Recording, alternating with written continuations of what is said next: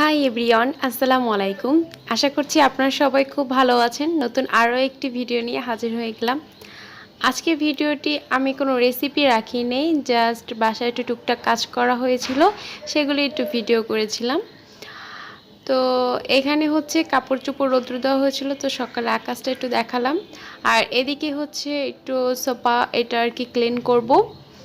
তো যেহেতু কাঠের সোফা, এখানে কিন্তু হচ্ছে বিভিন্ন ময়লাগুলো পড়বে আর কি।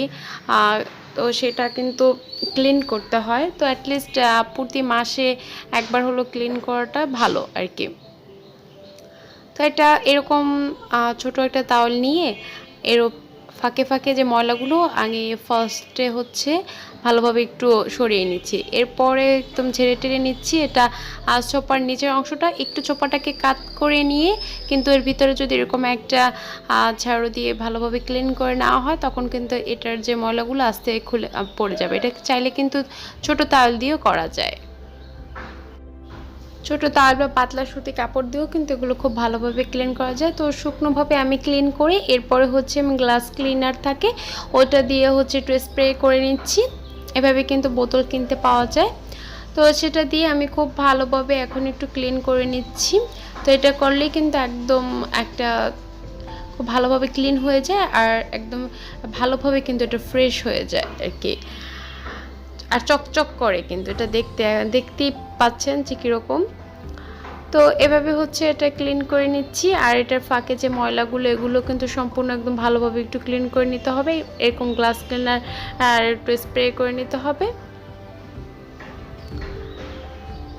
তো এগুলো দিয়ে ভালোভাবে ক্লিন করে নেওয়ার পরে আমি এটা খাটের যে অংশগুলো, তো এখানে বিভিন্ন রকম নকশা খাটে কিন্তু এই প্রবলেমগুলো থাকে, কারণ ওই যে ফাঁকে ফাঁকে ময়লাগুলো কিন্তু একদম আটকে থাকে। তো সেটা ক্লিন করা একটু ঝামেলা হলো, তো মোটামুটিভাবে ক্লিন করে নিলে দেখতে আর কি ভালো লাগে। তো এরকমভাবে আমি তো প্রতি মাসের কথা বললাম, এটা আসলে এমন একটা অবস্থা যে প্রতি সপ্তাহে বা 15 দিন পর পর কিন্তু ক্লিন করতেই হয়, না হলে কিন্তু একদমই বিচ্ছিরি লাগে দেখতে।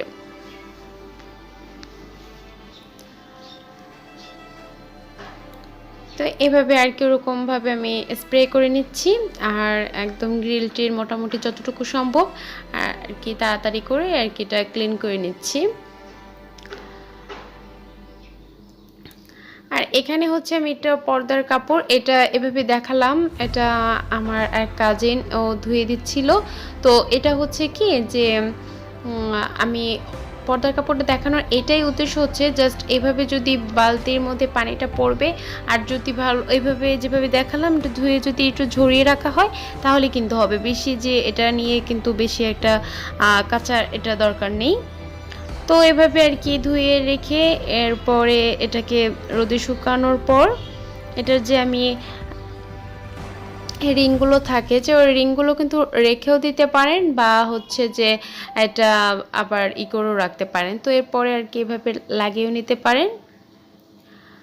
এটা খুলে নিয়েও কিন্তু ওয়াশ করা যায় পর্দার কাপড়গুলো, বা এরকম যদি একটু অর্ধেক থাকে তো পরবর্তীতেও কিন্তু লাগানো যায়। সব থেকে ভালো খুলে নিলে আর কি এটা যদি আপনারা ভালোভাবে ধুতে চান তো সেটাও করা যায়, আর মানে ভাঙার আর সম্ভাবনা থাকে না।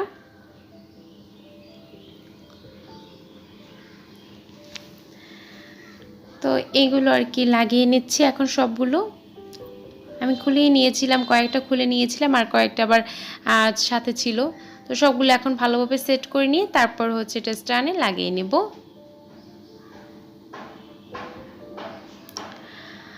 তো এই হচ্ছে সবগুলো আর কি এটা লাগিয়ে নিচ্ছি।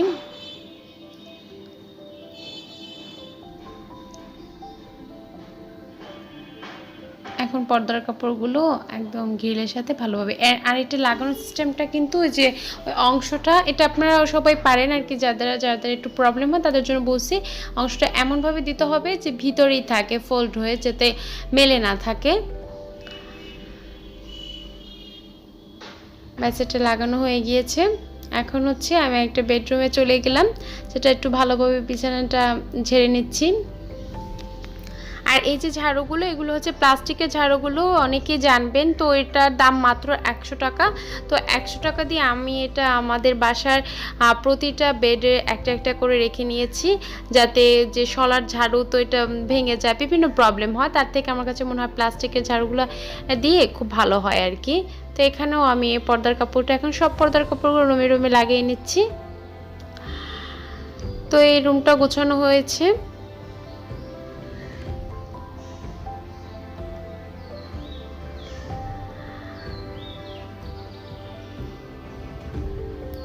ব্যাস এই রুমটা মোটামুটি কমপ্লিট করেছি। আর হচ্ছে কি, এখানে একটা বিষয় দেখাবো। আমি সচরাচর আমি বা আমার বাসার সবাই এসি অন করার পর আর কি সাথে ফ্যানটাও ছেড়ে দিই, যাতে বাতাসটা অনেকক্ষণ থাকে।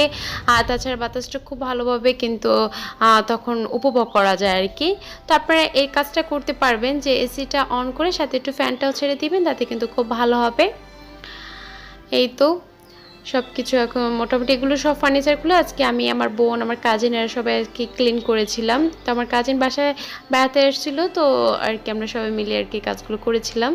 তো চাইলাম আর কি ভিডিও করতে। আর এখানে আমি দেখাচ্ছি হচ্ছে, আমি, আপনারা তো জানেনই টুকটাক সেলাইয়ের কাজ আমি পারি। তো এই বালিশের কভারে যে ইগুলো থাকে, নর্মালি যেভাবে থাকে তার থেকে আমি একটু ডিফারেন্ট উপায় করেছি। এটা হচ্ছে বালিশের কভারগুলো আমি চেইন সিস্টেম করেছি। ছোপার কভারগুলো যেরকম চেইন সিস্টেম থাকে সেই আইডিয়া থেকে আর কি এখানে আইডিয়া নিয়েছিলাম। তাছাড়া আমি একবার একটা বেডশিট কিনেছিলাম, বা আমার আম্মু কিনেছিল, তখন দেখেছিলাম আর কি এটা যেরকম চেইন সিস্টেমও হয়, তখন ওই আইডিয়া থেকে আর কি ভালো লাগলো বিষয়টা। তো তারপরে চেইন কিনে তারপর আমি কভারে আর কি লাগিয়েছি। এই তো। আর এখন হচ্ছে বিকালবেলা একটু আর কি এই গাছগুলো দেখালাম। তো এইখানে আর কি নতুনভাবে কিছু গাছ আর কি করেছি। তো ছাদ যখন একদম পুরোপুরিভাবে গাছগুলো বড় হবে বা সব কিছু, তখন ছাদের একটা ভিডিও আপনাদের সাথে অবশ্যই শেয়ার করব। এখনও কিছু বাকি আর কি। তো এখানে ছোট ছোট টপ অলরেডি আর কি এটা লাগিয়ে নিচ্ছি। তো এছাড়া সিমেন্ট দিয়ে আর কি, ইট সিমেন্ট দিয়ে আর কি যে টপগুলো বানায়, তো সেগুলো আর কি বানিয়েছি। তো সেখানে যখন গাছগুলো কমপ্লিট করা হবে তখন আর কি ইনশাল্লাহ শেয়ার করব। এটা বসার জন্য আর কি টুল। তো এখানে বসে আর কি এরকম পুকুর, আর এই বাসার সামনে এরকম এটা মসজিদ, কিন্তু এটা তো একদম বাসার কাছাকাছি মসজিদটা, আজান আর কি শুনতে খুবই ভালো লাগে, এটা আমার খুবই পছন্দ। আর এই মসজিদের মুয়াজ্জিনের আজান সত্যি খুবই অসাধারণ আর কি, কি বলবো। তো এখানে হচ্ছে ছোপার কাভারগুলো এখন যে ক্লিন করে রেখেছিলাম সেগুলো এখন এটার ভিতরেই করব। তো এটা দেখানোর জিনিস হচ্ছে, আমি এই কাভারের ভিতরে, এটা আমার আম্মু আর কি টেইলার্স দিয়ে আর কি অনেক আগে এটা করেছিল। তো অনেক আগে, যখন এটা একদম ছোপার কাভার প্রায় কত 10 বছরের মতো হয়ে গিয়েছে। তো এই যে হলুদ কালার যে কাভারটা দেখতে পাচ্ছেন, ওটা আর কি সবসময় এটার সাথে থাকে। তার উপরে যে এই কাভারটা, এটা আর কি খুলে ক্লিন করা হয়।